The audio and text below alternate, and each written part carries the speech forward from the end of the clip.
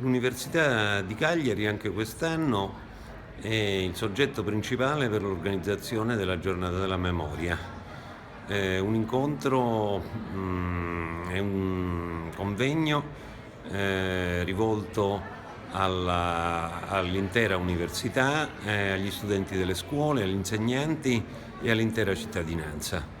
È il 15° appuntamento che la nostra università organizza in occasione della Giornata della Memoria.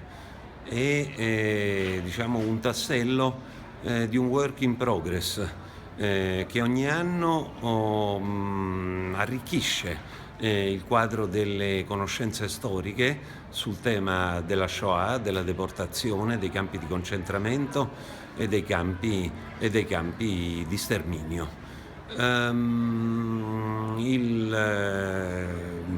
Il filone principale che noi seguiamo è quello appunto dell'arricchimento della conoscenza storica.